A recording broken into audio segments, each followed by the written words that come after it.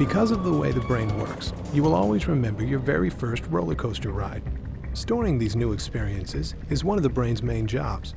In fact, your brain creates a mental blueprint of every new experience you have. A blueprint for any new touch is stored in one part of the brain. A blueprint for any new sound in a different part. And a blueprint for any new sight in still another part. But as powerful as that first roller coaster ride was, it can't compete with the lingering effects of your brain's earliest experiences. Although you have no conscious memory of this part of your childhood, it is these very first experiences that literally become the building blocks for your whole life. Unlike other organs, the brain is undeveloped at birth, and it is waiting for experiences to shape how it will develop. The amazing thing about the human brain is that the younger you are, the more sponge-like your brain is, which is the reason that children in 3 years can learn language, can learn to walk, can do all kinds of incredible things.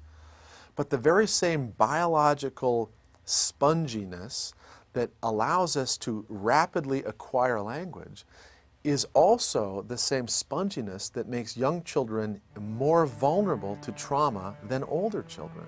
We have the opportunity to do police ride-alongs to a domestic violence situation, and so this was actually the first call I ever rode along. It was dinner time, and they were having spaghetti for dinner. It was dripping down the walls, the kitchen table was overturned, and we had 3 children in the household. Looking at this whole situation at the time, we said, no evidence of physical harm, the kids are fine. We learned differently, of course. The boy in the corner was classic behavior that we see with kids who have had chronic exposure to violence. He would just completely zone out, numb out as things started to get scary. The 6-year-old little girl on the chair blames herself for what's going on, but actually it was 4 years later that we really appreciated who had some of the most profound or severe harm coming out of this situation, and that was the 6-month-old baby who was now 4.5 and had seriously injured another child in preschool. It's literally the opposite of the way most people think about this. Most people think young children, they don't really understand what's going on and they're resilient. But the fact is, if anybody's impacted more severely, it's the younger child.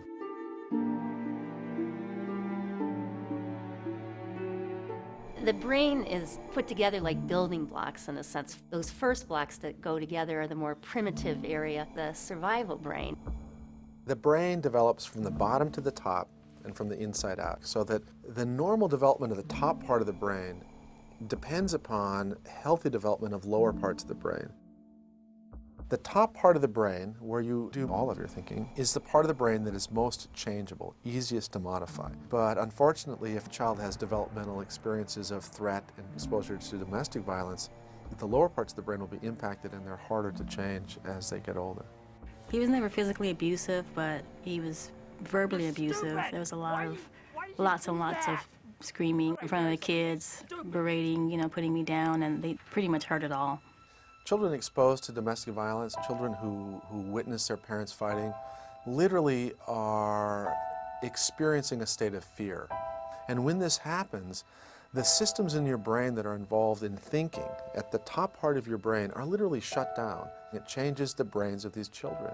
My son has seen and heard a lot of the violent outbursts.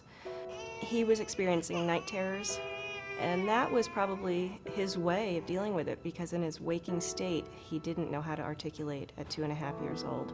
So it was coming through, when he was asleep. When kids are chronically stressed, one of the problems that we see is difficulty in attachment, in bonding, because they're so focused on survival. It's hard for them to reach out and connect with others. My oldest boy went through a stage where he would bully his younger brother and seemingly laugh in glee. He was not remorseful or had no empathy that he could actually make someone cry. Many phone calls of him being disruptive in the classroom. He was a very bright kid, but that's when I knew that he was heading toward trouble.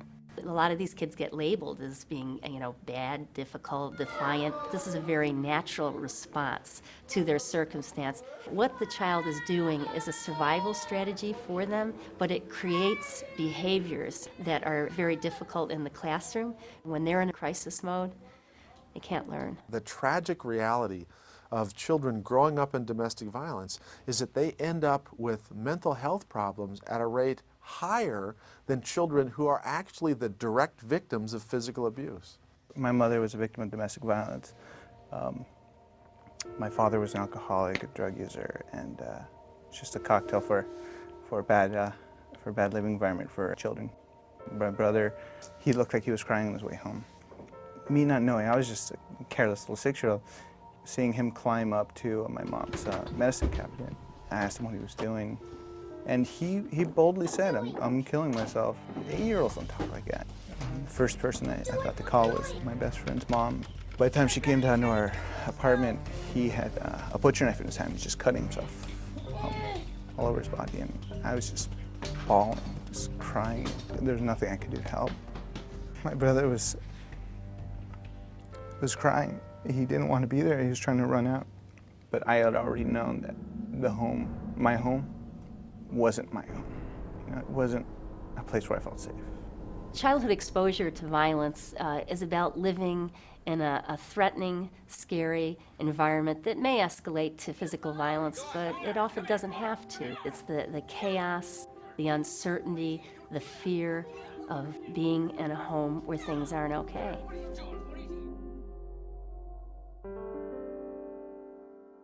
Very interesting talking about the roller coaster because that's what we hear from adult survivors who are in violent households and also the children.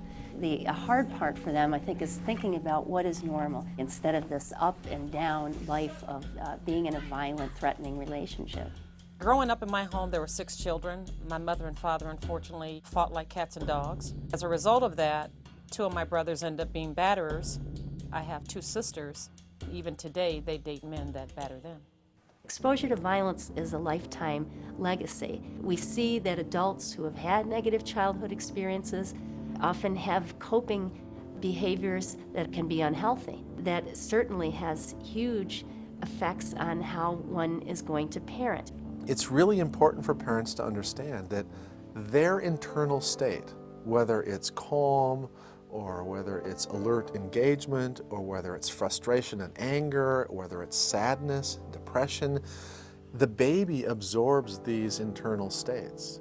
I have been in the moment with that sense of helplessness and hopelessness and stress and anxiety and rage. It really damages the brains of small children to be under a constant level of stress and anxiety. Every day I hope that I haven't damaged my kid in any way. They need to see from you as a parent how to deal with stressful situations in an appropriate manner. Being rational, not resorting to violence to deal with situations. Your children are going to learn how to deal with stress from you. Luckily, my older son is verbal enough and is old enough now that we have conversations about how did it make you feel when that was going on? Was that scary for you? Yeah, and validating that. The biggest thing that helps children exposed to violence is to be able to talk about their feelings, get those critical messages. It's not your fault. Any conflict, I'm able now to stop before I add to it. I'm able to step away rather than trying to solve it at that moment in a state of heightened anger. Just try not to go through it alone. If you have a strong support system and know what avenues you have available to you, in case you do need to get out. I was glad that we got help when we did. One of the great things about brain science that we've learned is till the day you die, you have the ability to add new neurons in your brain, that the brain is more like skin in the sense that it can rewire and heal itself in the most important area, the cortex. We have the capacity to heal and do better. The biggest thing we can do for kids exposed to violence is how many healthy adults can they connect to. I did a lot of my childhood in other people's homes, so I saw what positive relationships were about. I saw my friends were normal, they didn't have the rage I had. Seeing parents that were together, that showed affection. Home dinners where everybody sat together. Those are the things that I realized were important. And instead of being envious, I incorporated it into my life. I wanted to be a part of that. I know school is what made a difference for me. The teachers, the attention I got, letting me know that I could be somebody and I could do something. In fact, my oldest son, his teachers, all 6 of them were very instrumental in coming forward and providing him support when he needed. They allowed him to be homeschooled to give him time to heal. The hardest part about being a parent now is trying to be different than how my parents raised me. Am I being a good father? What do I need to do to help you feel safe in your home? That's the part, the brain development part, that I think we want him to know what normal is for us. And normal is having people who support you and who love you and who want to take care of you. And that we want that to be his normal life. It's one of those pay me now or pay me later. And the truth is, children who are good at self-regulation, good at self-soothing, don't cry very much, and end up being, if you will, successful, are children who have had incredibly attentive early caregiving, which some people, unfortunately, think of as spoiling. It's exactly the opposite. Rather than spoiling the newborn, what you're doing is you are building in healthy self-regulation. So those are the things that I want to create an environment for my baby where he gets the benefit of what I've learned from all these experts and also other parents. And believe me, they're experts too. The most important thing that parents need to understand is that the brain of their child will become exactly what the child was exposed to. If you want your child to be kind, then you have to be kind to your child. If you want your child to be good at self-regulation and not lose their temper, you have to not lose your temper.